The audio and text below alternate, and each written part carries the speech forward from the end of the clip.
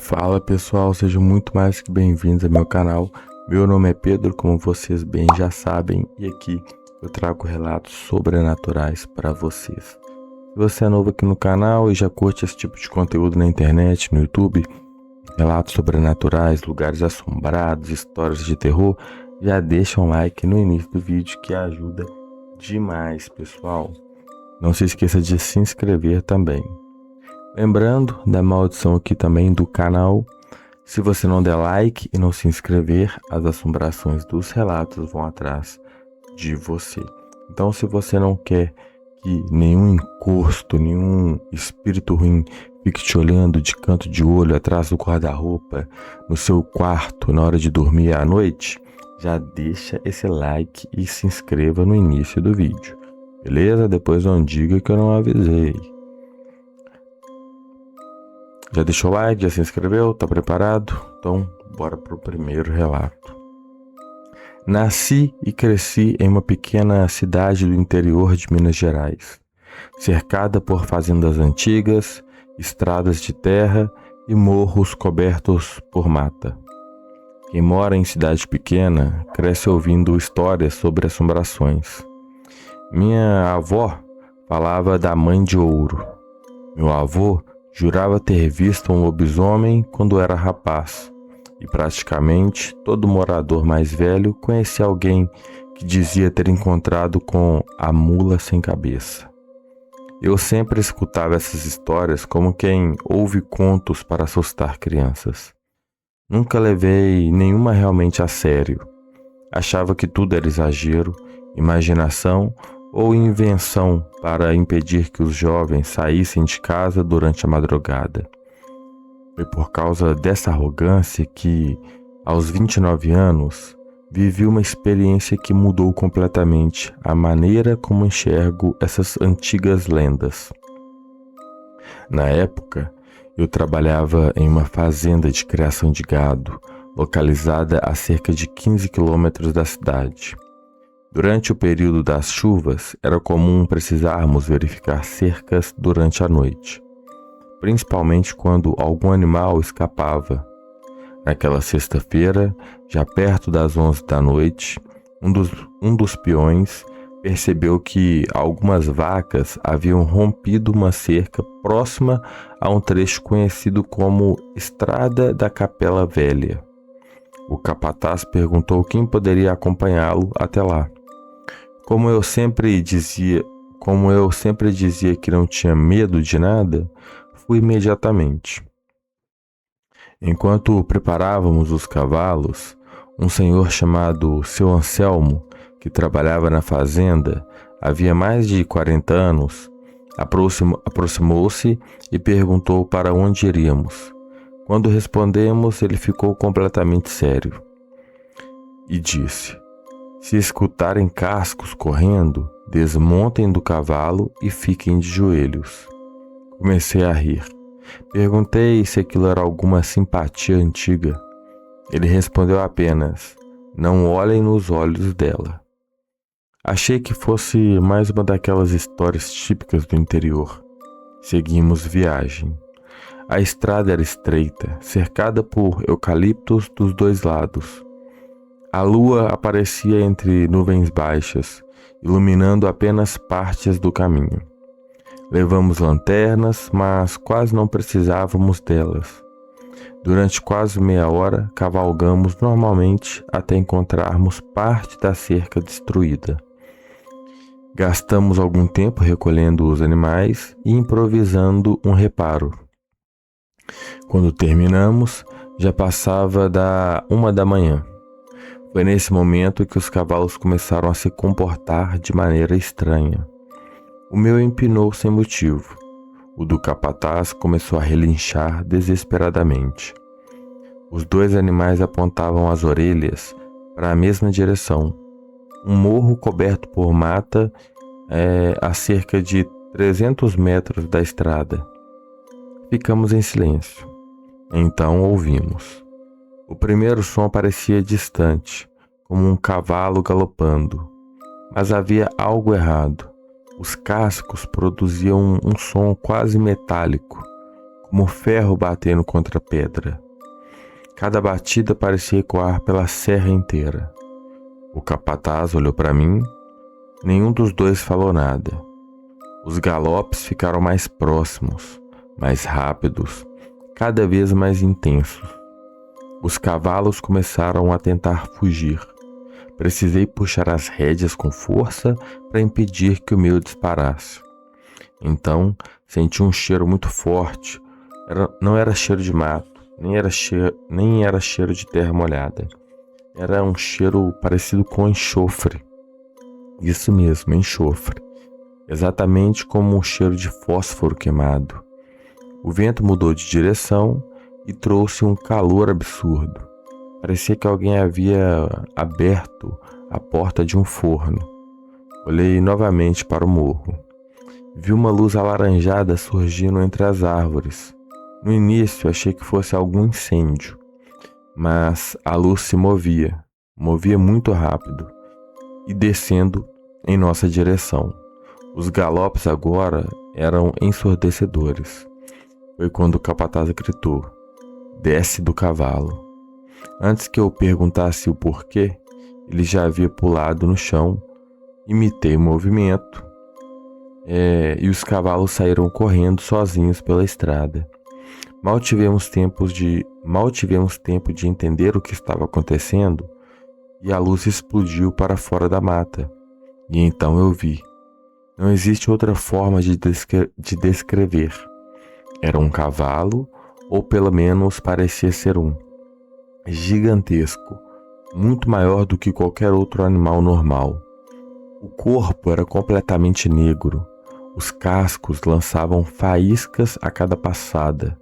No lugar da cabeça havia apenas uma enorme coluna de fogo que subia quase 2 metros acima do pescoço. As chamas não iluminavam como fogo comum. Elas pareciam vivas, mudavam de cor entre o vermelho intenso e o azul escuro. A criatura corria em velocidade absurda. Quando passou pela estrada, o calor foi tão forte que senti o rosto queimar. Ela soltou um relincho, mas aquilo não era som de cavalo. Parecia um grito de várias pessoas ao mesmo tempo. Um som impossível. O capataz puxou meu braço e disse: "Não olha." Mas já era tarde. Por um único segundo, olhei diretamente para onde deveria existir um rosto da criatura. Dentro das chamas, vi algo que nunca consegui esquecer. Havia um rosto humano, uma mulher, os olhos completamente abertos, a boca deformada em um grito silencioso. Então tudo desapareceu. A criatura continuou a estrada abaixo, os galopes ficaram cada vez mais distantes e o silêncio voltou. Demoramos vários minutos até conseguir levantar. Quando fomos procurar os nossos cavalos, encontramos os dois escondidos atrás da cerca, tremendo tanto que mal conseguiam ficar em pé. Voltamos para a fazenda sem trocar quase nenhuma palavra.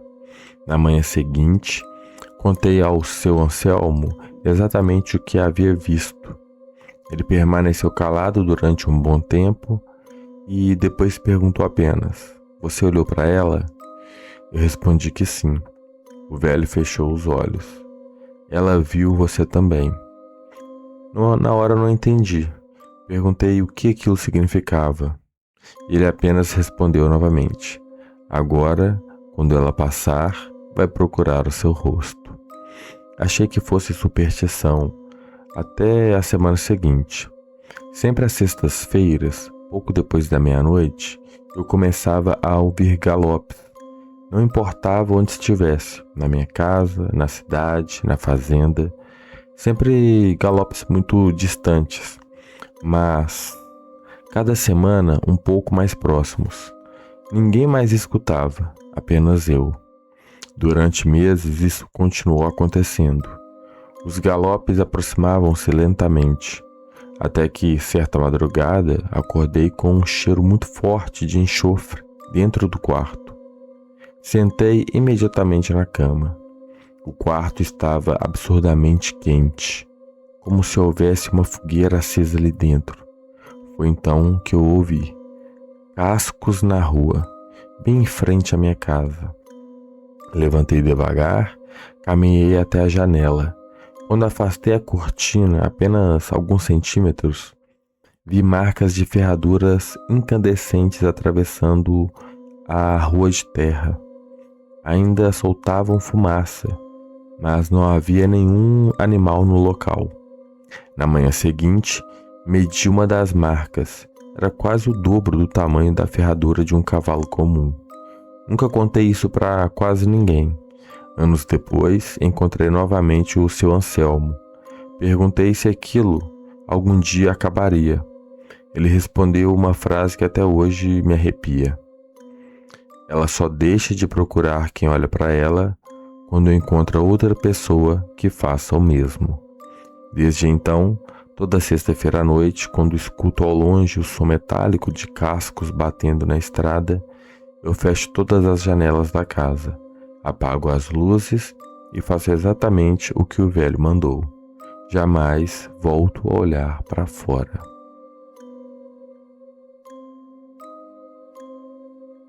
Relato número 2.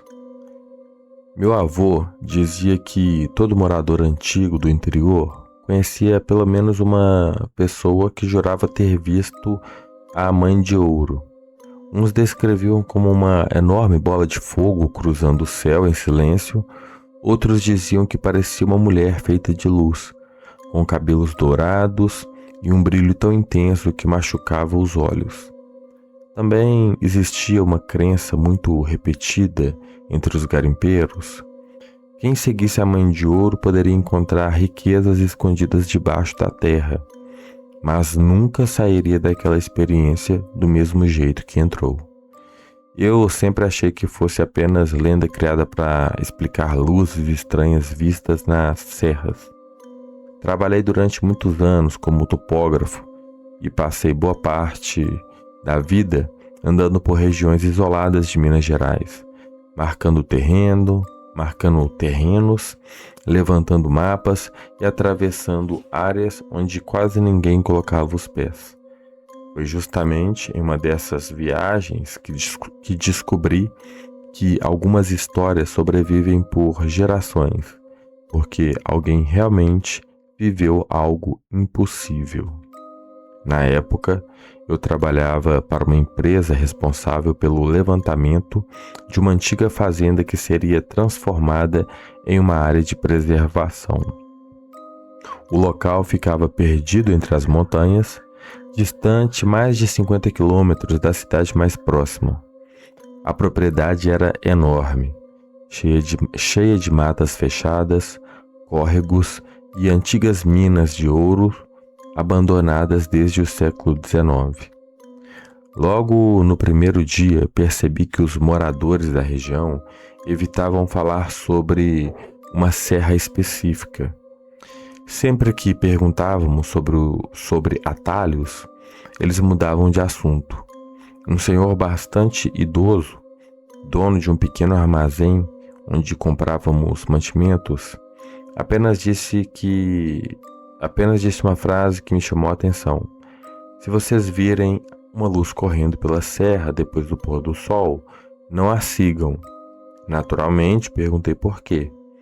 Ele respondeu, porque ela nunca mostra só o ouro. No momento, achei estranho, mas não dei bola.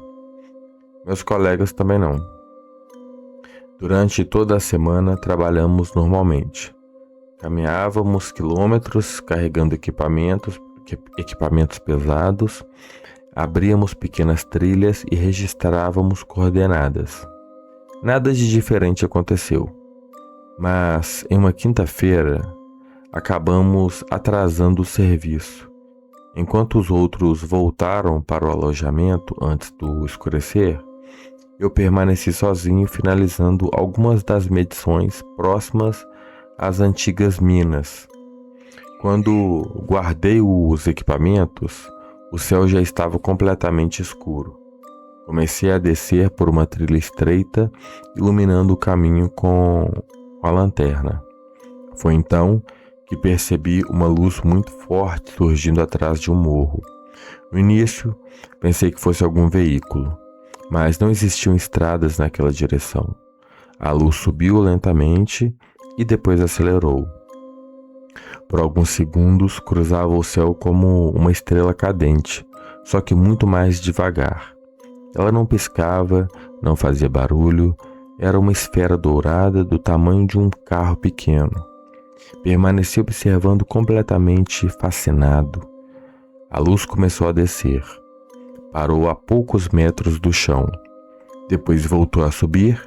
Parecia me chamar. Lembrei imediatamente do aviso do velho. Balancei a cabeça e continuei andando.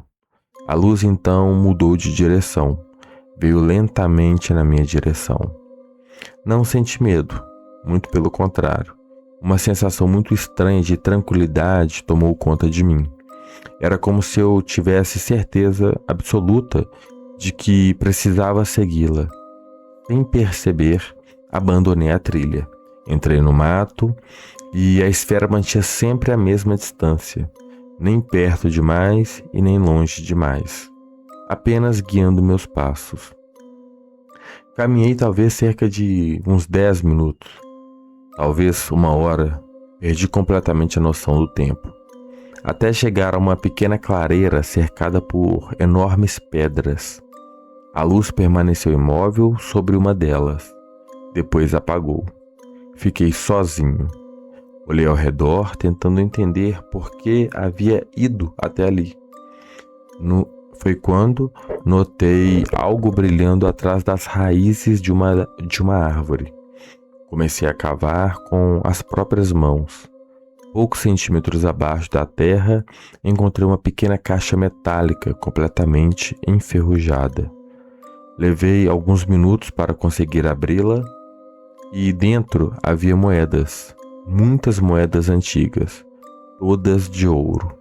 Meu coração disparou. Naquele instante, houve um sussurro atrás de mim. Pensei que fosse um colega. Virei rapidamente, mas não havia ninguém. Voltei a olhar para a caixa. As moedas haviam desaparecido. No lugar delas, existiam apenas pedras comuns. Achei que estivesse enlouquecendo. Peguei uma das pedras e era pesada, muito pesada. Resolvi colocá-la na mochila. Talvez fosse algum tipo de minério. Quando tentei voltar pela mesma direção de onde tinha vindo, descobri que estava completamente perdido. A mata parecia até diferente. As árvores pareciam mais altas e o silêncio era absoluto. Nem mesmo o vento fazia barulho. Comecei a caminhar aleatoriamente, durante horas, sem encontrar a trilha, sem encontrar qualquer referência. Foi então que vi a luz novamente, agora muito mais intensa. Ela deslizava lentamente entre as árvores, corria em sua direção, Quanto mais corria, mais distante ela ficava, até desaparecer atrás de uma grande rocha. Quando finalmente alcancei o local, havia uma mulher. Ela estava de costas. Usava um vestido longo, dourado, que parecia feito da própria luz. Os cabelos desciam até a cintura e brilhavam como ouro derretido. Ela não tocava o chão. Flutuava alguns centímetros acima das pedras. Fiquei completamente imóvel, sem nem conseguir respirar. Lentamente, ela começou a se virar. Antes que eu pudesse ver o seu rosto, ouvi um grito muito distante. Era meu nome. Reconheci imediatamente a voz. Era um dos meus colegas. No mesmo instante, a mulher desapareceu. Tudo escureceu. Acordei deitado próximo à entrada de uma antiga mina. Meus companheiros estavam ao meu redor. Segundo eles, eu havia desaparecido desde o começo da noite. Passaram quase 5 horas me procurando. Perguntei como tinham me encontrado. Disseram que me acharam caminhando em círculos, segurando uma pedra contra o peito e repetindo: "Ela mandou guardar." Eu não lembrava de ter dito isso. Olhei imediatamente para a mochila e a pedra continuava lá. Levei-a comigo para casa. Dias depois, resolvi limpá-la melhor. Por baixo da camada de terra apareceu um brilho metálico. Levei o material para análise. O resultado mostrou que a pedra continha uma quantidade incomum de ouro. Não era uma pepita, era praticamente ouro maciço, coberto por minerais. Valia muito dinheiro, mas nunca consegui vendê-la. Toda vez que eu tentava fechar negócio, alguma coisa acontecia. O comprador desistia, a negociação era cancelada, ou simplesmente ela desaparecia. Depois começaram os sonhos, sempre o mesmo. Eu caminhava por uma serra escura, a luz dourada surgia ao longe e uma voz feminina dizia apenas: "Ainda falta." Passei a ouvir pequenos sussurros dentro da casa. Depois comecei a encontrar pegadas de terra molhada nos corredores da minha casa. Sempre terminava diante da pedra. Anos mais tarde, procurei novamente o velho do armazém. Mostrei a pedra e ele ficou completamente pálido. Não quis nem tocar nela. Me perguntou: "Você trouxe isso da serra?" Respondi que tinha conseguido lá. Ele respirou fundo e disse: Você não mostrou um tesouro. Ela mostrou o que estava guardando." Perguntei o que aquilo significava. E o velho respondeu: "Tudo que pertence à mãe de ouro volta para ela." Ele apontou para os meus cabelos, corri até o espelho e naquele dia percebi algo que nunca havia notado. Apesar de eu ter pouco mais de 40 anos, uma grande mecha do meu cabelo havia ficado completamente branca da noite para o dia. Os médicos nunca encontraram uma explicação. Até hoje a pedra continua guardada em uma caixa de ferro no sítio onde eu moro. Nunca consegui me desfazer dela. E algumas noites por ano, principalmente durante o inverno, vejo uma luz dourada cruzando lentamente o céu acima da minha propriedade. Ela nunca se aproxima, apenas passa, como se estivesse verificando se aquilo que um dia lhe pertenceu ainda continua exatamente onde ela deixou. Caramba, né? Relato aí bacana sobre as luzes que o pessoal vê nos interiores, né? Que a gente chama de mãe de ouro. É que não causou nenhum mal para ele, né? Nenhum problema espiritual aqui para ele. Bacana demais.